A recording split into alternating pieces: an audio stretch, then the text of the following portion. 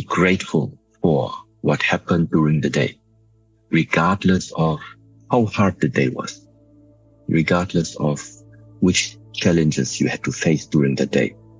It is just a very helpful practice to never forget and be grateful about your possibility, first of all, to just experience all of this.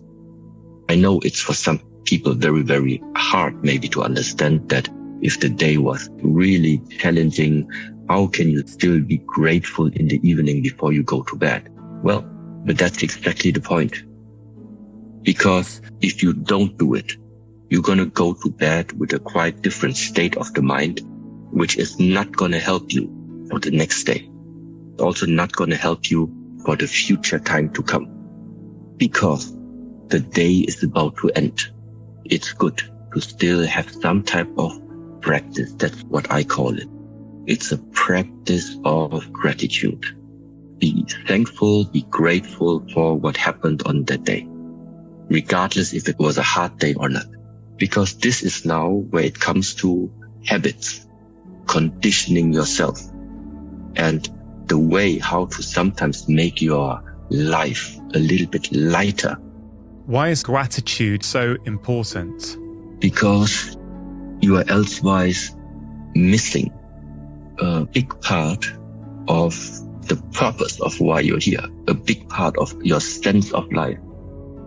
We can complain about all type of things the whole day long. But what helps me to realize sometimes is we can complain. We can complain and we can experience in the first place because we are somehow alive, because we have come into existence already. There are other, I don't know how to say it now. It sounds strange, but there are other beings, maybe they don't even have a body. They have never come alive. They have never been born. They cannot even complain. So you have been given this gift of being able to walk on this earth right now. So having the existence right now, being able to live this life right now already, that is quite a big, big gift. Don't take it for granted. It's not good to take your lifetime for granted, even if you have difficult times, of course. How did I become the way how I am today? I am the effect. Who is the cause? My parents. So why can I be here? Why are we able to talk? Because of my parents. And everything that you can trace back, thanks to my parents. That's why there is gratitude. Why can I do in the martial art field the things that I can do? Because I had teachers that taught me the things. Gratitude to all of the people, all of the masters and teachers that taught me these skills, taught me these methods. The friends, the ones why you are still a person today who believes in hope, who believes in keep going, who believes in friendship, who are the key persons that you nowadays still have it. Well, gratitude to all these companions that you have met in your lifetime. So everybody will find plenty of people or beings, also animals, no problem, where you feel like that without them, you would have never become the person you are today. And the ultimate gratitude is, I think, once again, to this one who allowed everything to happen. And this is why I don't know if you call it the universe, if you would want to call it the nature, different nations, different cultures, different names. But there is probably something that we cannot just give a name, but without it, we would all not be here. And so there also goes a huge amount of gratitude towards life itself. Being able to live, being able to see colors, being able to speak, being able to listen to things. Right now, you have this great chance in experiencing all of this. So experience to the fullest. But in the moment it's gone, and which is going to happen sooner or later, learn at the same time to not get attached to it. This is the whole process. Yeah, we humans are finding ourselves in this lifetime. It's a constant up and down, of having and losing, of rising and falling. This is what makes human life human life. We just look outside. That is the structure of our world. The sun rises, the sun sets. The day comes, the night arises. Okay? We are inhaling, we are exhaling. The heart is sucking, the heart is pumping. This is human life. There are areas where we are having something, but we're also gonna lose it. And this type of pattern, I think it makes sense to embed this a little bit into your reality. And maybe along this way, sooner or later, you will start to realize that this type of pattern of up and down, in and out, left and right, having and losing, success and failure. Maybe you will realize that this type of pattern is found from birth to death. And if then the question arises, is that all? Is this now life? The constant change of left and right, up and down. In the ancient traditions, it is said, don't live in the extremes. Don't live in the extreme high. Don't live in the extreme low. So not here and not here. Buddhism, in a way, is called the middle way. The Taoist teachings, known for the yin and yang symbol. So what's the emphasis on yin and yang? Of understanding that there is a pattern also. And also that yin and yang, they both are dependent on each other. And what's the point of understanding this? Because it gives you a better understanding that there is something else which we call harmony, which we call peace, which we call balance. So there is nothing which is fluctuating so much anymore. Because this fluctuation of life has become, I don't know, I have seen it too often. And it's disturbing after some time. It's exciting in the beginning, but after some time, the same pattern comes over and over again. Then it just doesn't make sense anymore. So I started to look for an alternative way, how to cope with this way of life. And I always return back to balance, harmony, peace, stability, something that cannot be shaken. And this, it is something mind related. It cannot be physically related. It cannot be matter related. It is mind related. Discovering yourself. This is where it's related to. It's about fullness. It's about how full do you feel. If somebody wakes up every morning without any goal, without any purpose, but feels just fulfilled, no need for purpose. But I think in the modern society, we find it probably a phenomena. You have everything, more or less. Wake up, but there is this discontentment. Don't know what to do with your time.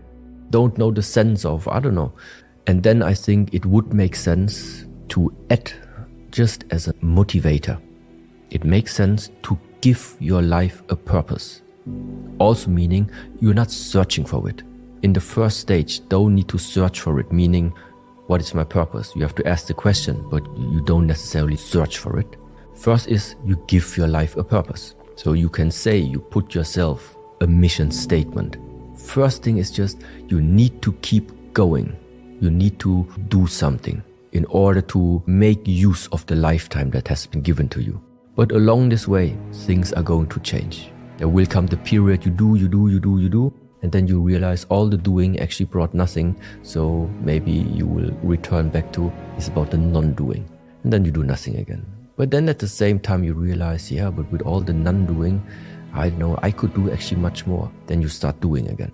And along this way, you're going to figure out the middle way for you to live. It's both of them. It's not about being active all the time, and it's also not about being passive all the time. It's about being present in all of these times. What is a healthy relationship? I'm not only talking about human relationships. I'm not talking about love relationships only. There can be many types of relationships. First that just comes to my mind is, in order that there is a type of relation, that means there must be already at least more than two components involved. These components then have a connection. This is number one. If there is no connection, it's difficult to determine any type of relation between them. So first we need a connection.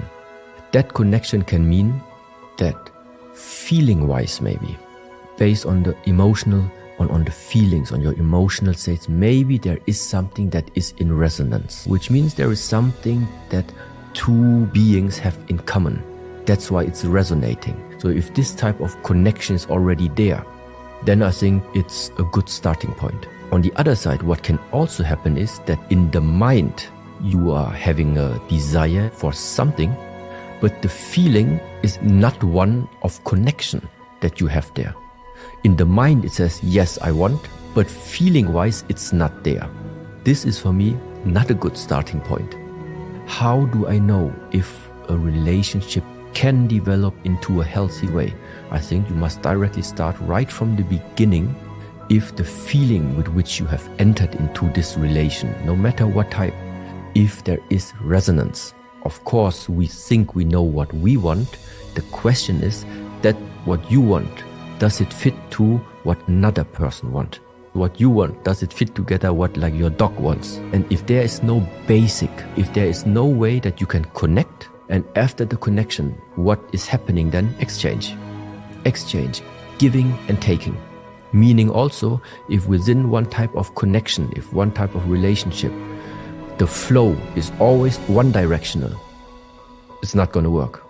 So after connecting, after resonance, then the question is, how do you see the flow of exchange within this bond? And if it is a healthy flow where nothing is stagnating, there is a giving and a taking. From times this can change, but it's there. So there is flow. Then I think a relationship can develop in very nice directions. In my view about the world, I believe in cause and effect. Simply meaning you plant an orange seed, you get an orange tree. You plant an apple seed, you get an apple tree. You walk through Cluj, you have many beautiful women. But at home you have your own women sitting already. Now you could say, well, it's a free world, we're all free. So my wife is at home, but actually I can still flirt around. This is a way of where you say, well, this is freedom. Yeah, but where does this type of freedom lead to? It's leading to suffering. You're causing suffering by behaving this type of free. No, if you have one wife, you stay with that one wife, that's it. And you stay free from suffering.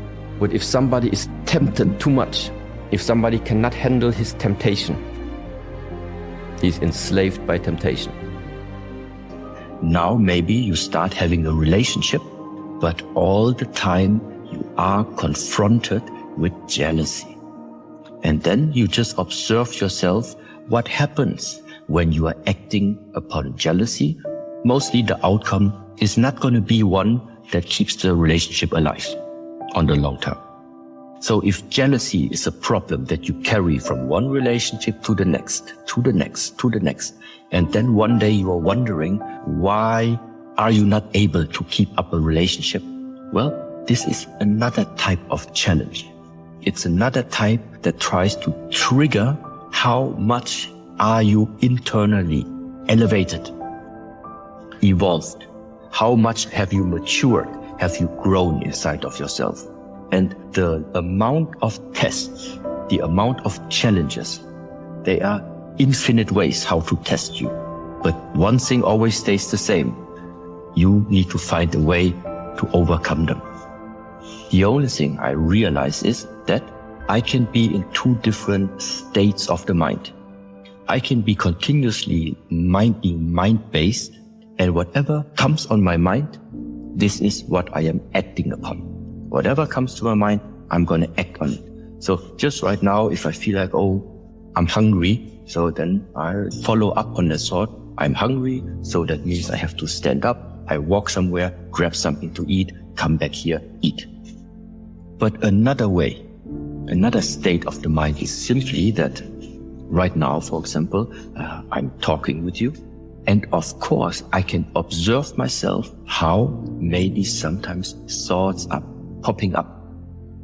The difference right now is that I am, first of all, not directly identifying with any of them. I know they have popped up, but They just have no relevance at the moment for the fact of that I'm speaking with you. This is at the moment what matters more to me than to eat or to drink something. But because I can see the thoughts popping up, this is why I can decide to not identify myself with it, because it has just come to my attention. This thought has only come to my attention, but that's it.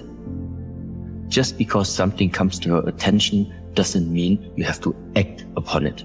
So one thing is to hold on to the thought. This is already the first thing that many people sometimes do. A thought comes up and you actively actually hold on to it.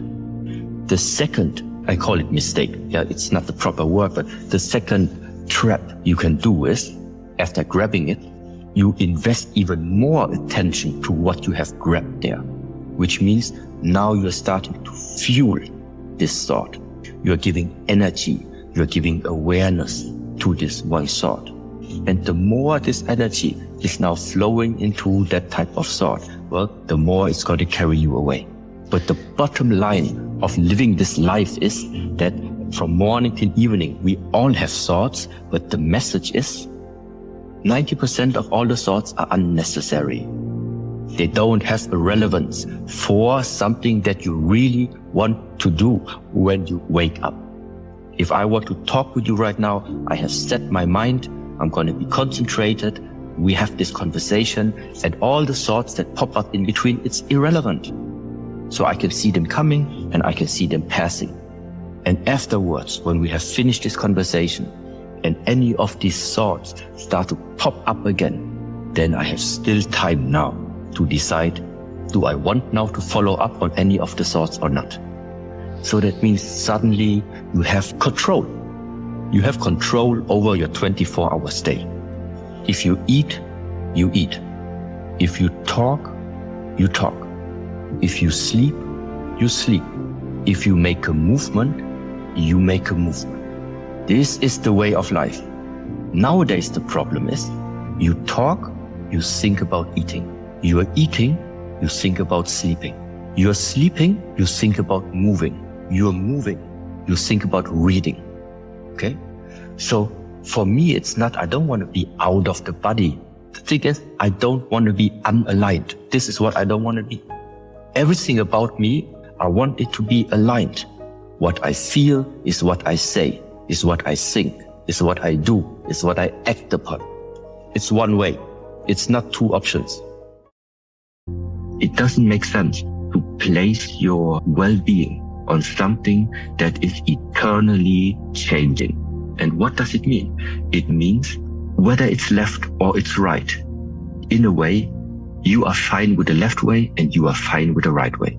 What we would like to develop is, if you go left, since you decided already, you put all your commitment, you put all your energy into the left way without crying about the middle way and the right way. If you take the right way, you should also be able to 100% commit to the right way.